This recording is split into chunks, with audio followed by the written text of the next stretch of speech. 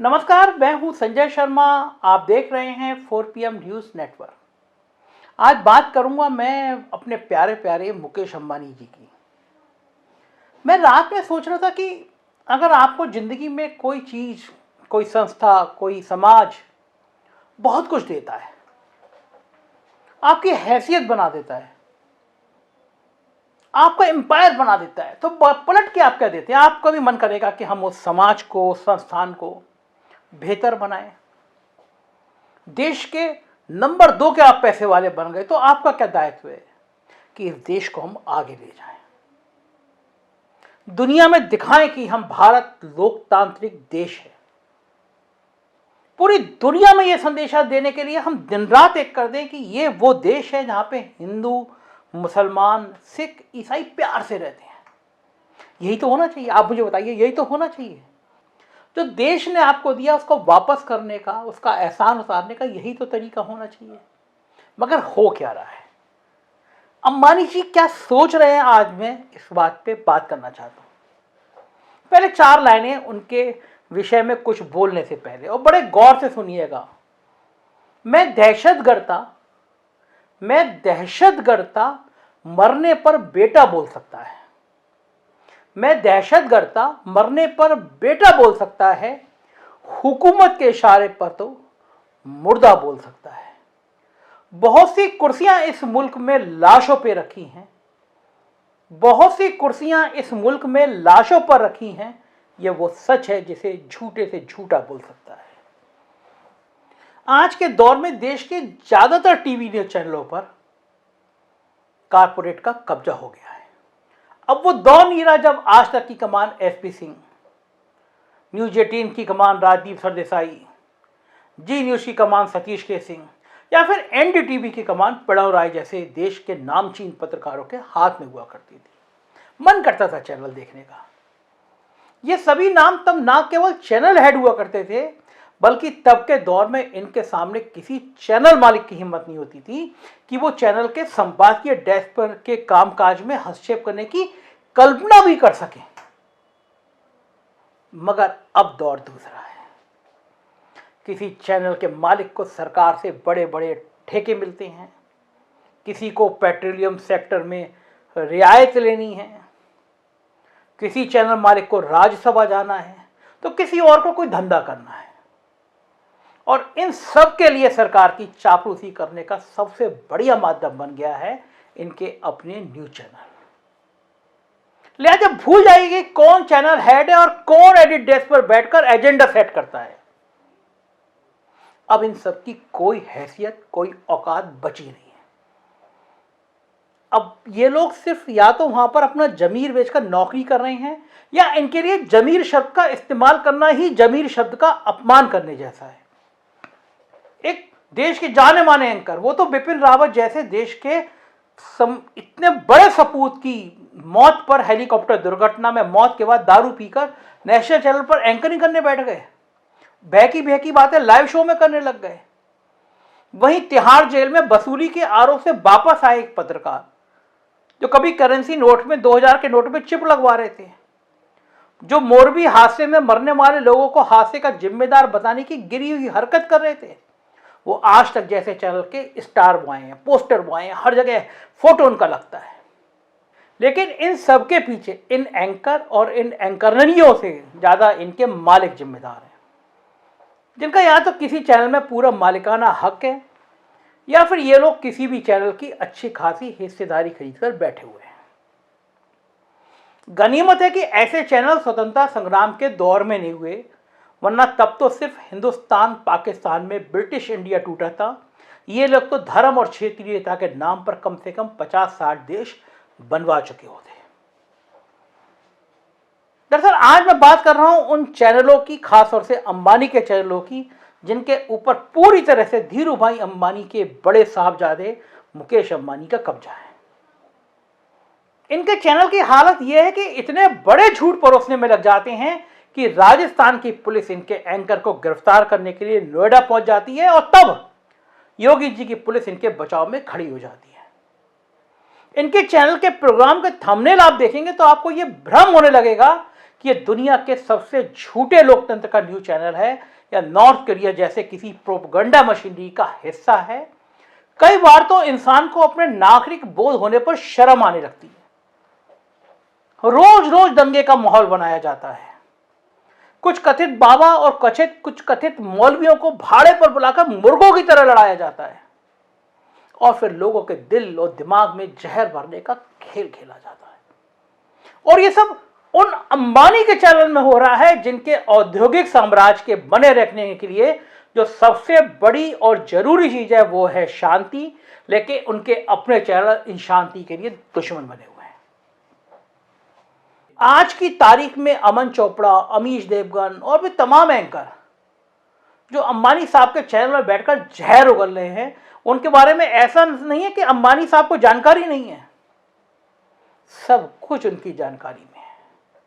लेकिन कहते हैं ना, कभी कभी व्यक्ति जानबूझकर आंखें बंद कर लेता है क्योंकि उस शॉर्ट टर्म गेन के आगे लॉन्ग टर्म लॉस दिखाई नहीं देता। अब चूंकि देश का माहौल ही ऐसा बनता जा रहा है जिसमें कहीं ना कहीं ऐसा हो जाएगा कि अंबानी के ऐसे बड़े बड़े कारपोरेट हाउस के खिलाफ आग उगलने वाली पार्टियां ही देश के लोगों के बीच पसंदीदा पार्टी ना बनने लगे। मैं इस बात इसलिए कह रहा हूं क्योंकि याद कीजिए, आपको 3 उदाहरण देता हूं, आपको समझ में आ जाएगा। ये 3 उदाहरण वो है जब किसी खास औद्योगिक घराने के खिलाफ बने माहौल ने उस औद्योगिक घराने के मंसूबे तोड़ दिए। तो मैं आपको बताता हूं, पीछे ले चलता हूं। याद करिए 1977 का वो दौर जब बंगाल में डालमिया ग्रुप और दूसरे उद्योगपतियों के खिलाफ बात करने वाली सीपीएम बंगालियों की ऐसी पसंद बनी जिसकी नीतियों ने डालमिया की बादशाहत खत्म कर दी। 80 के दशक में वीपी सिंह ने राजीव गांधी, धीरूभाई अंबानी और बच्चन बंधु अमिताभ और उनके भाई अमिताभ, इन तीनों से एक साथ लोहा लिया था। तीनों अपने अपने क्षेत्र के महारथी थे। महारथियों के चक्रव्यूह के बावजूद वीपी सिंह ने सबको रगड़ दिया था। धीरूभाई को तो रात रात भर जांच एजेंसियों के दफ्तर तब वित्त मंत्री वीपी सिंह के प्रकोप के कारण बिठाकर रखा गया था। ऐसे में कल्पना कीजिए यदि राजा माडा 5 साल प्रधानमंत्री की कुर्सी पर टिक जाते तो अंबानी परिवार का क्या होता। 2006 और 7 में इंडोनेशिया की सलीम ग्रुप के खिलाफ ममता बनर्जी ने नंदीग्राम में एक ऐसा आंदोलन छेड़ा कि सलीम ग्रुप को भारी घाटा उठाकर हिंदुस्तान छोड़ना पड़ा। इसके बाद इसी आंदोलन से उपजी ममता ने जब 2011 में राइटर्स बिल्डिंग में एंट्री मारी, उसके बाद तो सलीम ग्रुप ने दोबारा इंडिया में घुसने का सपना देखना ही छोड़ दिया। इसलिए इन सब वाक्यों के मद्देनजर रखते हुए मुकेश अंबानी को हर हालत में अपने जहरीले बोलने वाले चैनलों पर लगाम लगानी चाहिए, वरना कहीं ऐसा ना हो कि डालमिया या सलीम ग्रुप की तरह उनकी दुकानदारी भी भविष्य की सरकारें बंद करवाने लगे। राहुल गांधी तो खुलकर बोलने लगे कि देश को अंबानी और अडानी की सरकार से निजात दिलाने की जरूरत है। शरद पवार, नितिन गडकरी वैसे भी मुकेश अंबानी के संबंध बेहतर नहीं रहे हैं। नीतीश, ममता, नवीन बाबू को उनकी जरूरत महसूस ही नहीं होती। केसीआर तो प्रधानमंत्री के साहूकार मित्रों से पहले ही परेशान है। ऐसे में उनके नफरती चैनलों की करतूतों से यदि जनता परेशान हो गई तो समझ लीजिए क्या होने वाला है। आपको याद होगा इनका चैनल जब किसान आंदोलन में किसानों को आतंकवादी, खालिस्तानी बता रहे थे तब क्या हुआ था पंजाब में? जियो के टावर उखाड़ दिए थे, जियो के स्टोर बंद करा दिए गए थे, पसीने आ गए थे। क्या अंबानी साहब को 1969 का वो दौर याद नहीं है जब कांग्रेस के युवा तुर्क चंद्रशेखर का बिरला बंधुओं के साथ झगड़ा कहां तक पहुंच गया था? यह झगड़ा तो यहां तक पहुंच गया था कि जैसे ही इंदिरा गांधी कमजोर पड़ी वैसे ही इन युवा तर्कों ने देश के 14 प्राइवेट बैंकों को नेशनलाइज करवा लिया और उसमें बिरला का यूको बैंक भी नेशनलाइजेशन की भेंट चढ़ गया था। बाद में बिरला साहब अपनी खुन्नस उतारने के लिए चंद्रशेखर के खिलाफ यूपी से राज्यसभा चुनाव में उतर गए थे और वहां भी बुरी तरह मात खाए थे। ऐसे में अंबानी साहब को सोचना चाहिए कि उनके चैनलों के नफरत की खेती और किसी नेता की छवि को पप्पू बनाने का खेल इस मोड़ पर ना पहुंच जाए कि बिरला के इको बैंक की तरह अंबानी की जामनगर रिफाइनरी, जो दुनिया की सबसे बड़ी रिफाइनरी है, उसको नेशनलाइज करने के मुद्दे पर लोकसभा में चुनाव होने की नौबत पैदा हो जाए। एक व्यापारी को अपने बिजनेस की शुचिता कायम करने पर हरदम फोकस करना चाहिए, अन्यथा उनके नफरती चैनल जो उनके बिजनेस में खाने में नमक के बराबर या उससे कम ही है, कहीं ऐसा ना उनके पूरे एम्पायर का, उनके बिजनेस का कबाड़ा करना करा दें। अब आप सोचिए, एक तरफ तो उनके चैनल के एंकर दिन भर मुसलमानों के खिलाफ बोल रहे हैं, मुसलमानों के लिए भड़का रहे हैं, हिंदू मुसलमान का झगड़ा लगा रहे हैं, वहीं उनको अपने बेटे के लिए अगर घर खरीदना था तो वो दुबई जाते हैं जो मुस्लिम बाहुल इलाका है, वहां $80 मिलियन का महंगा घर खरीदते हैं, और ये भी हिंदुस्तान के लोगों की कमाई से उन्होंने घर खरीदा है। यहां उनके चैनल आपकी शांति भंग करने के लिए एक सूत्रीय एजेंडे में दिन रात लगे रहते हैं, और वहां वो मुस्लिम बाहुल इलाके में घर खरीद रहे हैं। याद रखिए अंबानी साहब, देश के भीतर जो माहौल आपके चैनलों की वजह से बन रहा है, उसमें सबसे ज्यादा नुकसान आपका ही होना है। मैं लिख कर दे रहा हूं ये बात। 26/11 के हमले की वजह से सिर्फ 2 दिन के लिए मुंबई स्टॉक एक्सचेंज बंद किया गया था, तब आपको हजारों करोड़ का लॉस उठाना, नुकसान उठाना पड़ गया था। लेकिन अब देश का जो स्थायी लॉस हो रहा है, उसमें ना तो आपको एंटीलिया बचेगा और ना ही दुबई का महंगा आशियाना। मैं इसलिए कह रहा हूं, अब देश का माहौल ऐसा बनता जा रहा है कि जिसमें कहीं ऐसा ना हो जाए अंबानी जी कि आपके खिलाफ आग उगलने वाली पार्टी ही देश के लोगों के बीच पसंदीदा पार्टियां ना बन जाए। ये बहुत हैरानी वाली बड़ी बात है। इसलिए मैं कह रहा हूं अंबानी जी, इस देश ने बहुत दिया है आपको, प्यार दिया है, पैसा दिया है, शोहरत दी है, क्या फायदा मिलता है आपके चैनल में? ये जो एंकर बैठ के दिन भर नफरत की भाषा बोल रहे हैं, आपको क्या हासिल होगा? लोग भरोसा करते हैं, व्यापारियों पे भरोसा करते हैं। इसको मत खत्म होने दीजिए। ये मुल्क बचेगा तभी जब हिंदू, मुसलमान, सिख, ईसाई सब प्यार से रहेंगे। क्या 30 करोड़ की आबादी मुसलमानों की, क्या हम उनको सागर में फेंक आएंगे? इसी मुल्क में रहेगा, किसी की हैसियत नहीं है जो उनको इस मुल्क से निकाल दे। सभी का खून है इस मुल्क की मिट्टी में शामिल, किसी के बाप का हिंदुस्तान थोड़ी है। क्यों फैला रहे हैं इस नफरत को?